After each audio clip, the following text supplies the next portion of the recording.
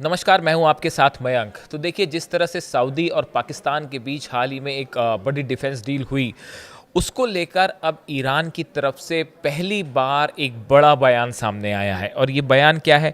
Iran के जो राष्ट्रपति हैं मसूद पेजिशकियान साहब, इन्होंने जो है बुधवार को न्यूयॉर्क में संयुक्त राष्ट्र महासभा को एड्रेस कर रहे थे। इस दौरान उन्होंने कहा कि पाकिस्तान और सऊदी अरब के बीच हुए ऐतिहासिक समझौते का ईरान जो है वो स्वागत करता है। उन्होंने इसे संपूर्ण क्षेत्रीय सुरक्षा सिस्टम की शुरुआत बताया है।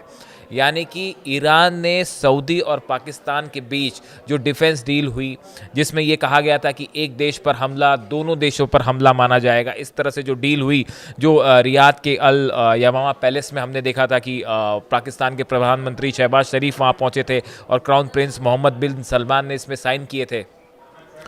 उसके बाद पूरी दुनिया की नज़रें इस बात पे थी कि ईरान की तरफ से इसको लेकर क्या कहा जाता है। और अब ईरान के राष्ट्रपति पेजिशकियान जो है, उन्होंने संयुक्त राष्ट्र संघ को वो कल एड्रेस कर रहे थे। उस दौरान उन्होंने इस समझौते का स्वागत किया और उन्होंने ये कहा कि कॉम्प्रहेंसिव रीजनल सिक्योरिटी सिस्टम की ये शुरुआत है। अब बड़ी गौर करने वाली बात यह है, जो इसमें ध्यान देने वाली बात यह है कि ईरान अगर सऊदी और पाकिस्तान के बीच हुए समझौते का स्वागत कर रहा है, तो क्या इस बयान को भारत के अगेंस्ट माना जाएगा? ऐसा बिल्कुल नहीं है। देखिए, ये बड़ी माइन्यूट चीज़ें हैं जिसको समझने की ज़रूरत है कि एक्सपर्ट इस बारे में क्या कह रहे हैं। इस डिफेंस डील का ईरान ने स्वागत क्यों किया, बात नंबर 1। और बात नंबर 2, भारत के परिप्रेक्ष्य में ईरान का, भारत को लेकर ईरान का क्या स्टैंड। देखिए, पहली जो सबसे बड़ी बात यह है कि ये जो डिफेंस डील हुई सऊदी और पाकिस्तान के बीच में, ये एक ऐसे समय पर हुई जब इजराइल ने कतर की राजधानी दोहा पर दिन दहाड़े अटैक किया था, हमास के नेताओं को निशाना बनाया था। और इस हमले के बाद जितने इस्लामिक देश हैं, मुस्लिम देश हैं, सब में ये बात कही जा रही थी कि क्या अब और मुस्लिम देशों पर हमला हो सकता है। ईरान की तरफ से ये वार्निंग दी गई थी सभी इस्लामिक और अरबियन कंट्रीज को कि अगर इजराइल को अभी नहीं रोका गया तो अगला नंबर आपका भी हो सकता है, इजराइल बाकी इस्लामिक देशों को निशाना बना सकता है। बेंजामिन नेतन्याहू की तरफ से भी ये बयान सामने आया कि जहां जहां हमास की लीडरशिप मौजूद है, हम उन सब देशों को निशाना बनाएंगे, आप या तो हमास के लीडर्स को बाहर करिए वरना हम हमला करेंगे। यानी एक्सपर्ट्स जो हैं वो इस डील को, पाकिस्तान और सऊदी की डील को इजराइल के रेफरेंस में जोड़कर देख रहे हैं, ना कि भारत के। इस बात को समझने की जरूरत है। ईरान जो इस डील का स्वागत कर रहा है, ईरान इसे इजराइल से जोड़ के देख रहा है, ना कि भारत से। देखिए, मैं आपको कुछ बयान बताता हूं। दक्षिण एशिया मामलों के एक्सपर्ट हैं, माइकल कुगलमैन इनका नाम है। इन्होंने अपनी राय रखी, ये एक साउथ एशिया मामलों के बड़े एक्सपर्ट हैं। इन्होंने अपनी राय रखी। इनके मुताबिक यह समझौता, सऊदी और पाकिस्तान का समझौता, भारत सऊदी के रिश्तों पर असर नहीं डालेगा, क्योंकि दोनों देशों के बीच गहरे रणनीतिक और आर्थिक संबंध है। देखिए, इनका भी यही कहना है कि भले पाकिस्तान और सऊदी की डील हुई, लेकिन इससे सऊदी और भारत के रिश्ते खराब नहीं होंगे, क्योंकि सऊदी और भारत के बीच में बड़ा इकोनॉमिक कोऑपरेशन है। यही बात ईरान के बयान का भी यही मतलब निकाला जा रहा है। ईरान जब इस डील का स्वागत कर रहा है तो वो इसे इजराइल से जोड़कर देख रहा है। ईरान का ये कहना कि ये संपूर्ण क्षेत्रीय सुरक्षा system, regional security, comprehensive regional security system के लिए ये अच्छा है और इसका स्वागत किया ईरान ने। असल में ईरान की तरफ से प्रस्ताव आया था कि ईरान का ये कहना था कि इजराइल को रोकने के लिए एक नेटो जैसा संगठन बनाया जाना चाहिए जिसमें सब मुस्लिम देश शामिल हों। ये कोशिश सबसे पहले ईरान की तरफ से शुरू की गई। जो हाल ही में अरेबियन देशों की, इस्लामिक देशों की बैठक हुई, ओआईसी की बैठक हुई, इसमें भी ईरान ने ये बात कही कि एक ऐसा संगठन बने जिसमें सब मुस्लिम देश शामिल हो, ताकि अगर अमेरिका या इजराइल की तरफ से कोई हमला होता है तो उसका मिल के मुकाबला किया जाए। और ईरान ने ये जो डील हुई इसको उसी रेफरेंस में जोड़ के देखा है। यानी ईरान का बयान भी भारत के संबंध में नहीं है। ईरान और भारत के संबंध पिछले कुछ दिनों में, कुछ महीनों में बहुत मजबूत हुए हैं। ये कैसा हुआ, क्यों हुआ, ये भी मैं आपको बताऊंगा। लेकिन फिलहाल ईरान का जो ये बयान है वो इजराइल के रेफरेंस में देखा जा रहा है। देखिए, इसके अलावा जो मैंने कुलिगमैन का जिक्र किया, साउथ एशिया के जो एक्सपर्ट हैं, इन्होंने एक और बात कही है।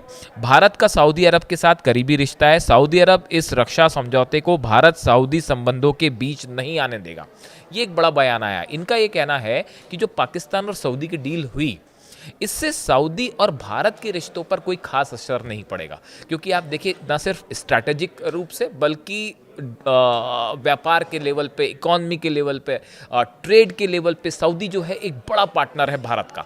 इसलिए पाकिस्तान के साथ जब सऊदी डील करता है, किसी तरह का समझौता होता है और ख़ास तौर पर डिफेंस डील होती है, तो इन हालात में जब कतर में दोहा पर हमला हुआ, इसका कनेक्शन इजराइल के साथ था।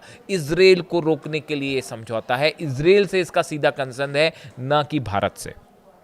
देखिए ये जो पूरी डील हुई, इसको लेके भारत का क्या स्टैंड था, ये भी समझना होगा। भारत ने इस रक्षा समझौते पर आधिकारिक प्रतिक्रिया देते हुए कहा था कि भारत अपने देश के नेशनल इंटरेस्ट की रक्षा करेगा। जो पाकिस्तान और सऊदी के बीच में डील हुई, इसको लेकर भारत की तरफ से कहा गया कि भारत अपने नेशनल इंटरेस्ट की रक्षा करेगा और हर हालत में हम अपना नेशनल इंटरेस्ट जो है वो उसकी रक्षा करेंगे। विदेश मंत्रालय के प्रवक्ता रणधीर जायसवाल ने कहा कि भारत सऊदी रणनीतिक साझेदारी मजबूत है और नई दिल्ली को उम्मीद है कि सऊदी अरब भी आपसी हितों और संवेदनशीलताओं का ध्यान रखेगा। भारत की इस तरफ से कहा कि हमारे सऊदी से रिश्ते अच्छे मजबूत हैं, स्ट्रैटेजिक पार्टनरशिप है और सऊदी भी इसका सम्मान करेगा। यानी देखिए ये जो एक्सपर्ट्स बता रहे हैं कि जो डील हुई सऊदी और पाक की, इस पाकिस्तान के साथ इस डील को, सऊदी और पाकिस्तान की डील को इजराइल के रेफरेंस में देखा जा रहा है, खासकर कतर पर हमले के बाद। और ईरान का बयान भी इसी संबंध में आया है। आप देखिए पिछले कुछ समय में भारत और ईरान के रिश्ते बहुत मजबूत हुए। जब भारत और पाकिस्तान की जंग चल रही थी, उस दौरान ईरान के विदेश मंत्री अब्बास अराक्ची साहब भारत में मौजूद थे।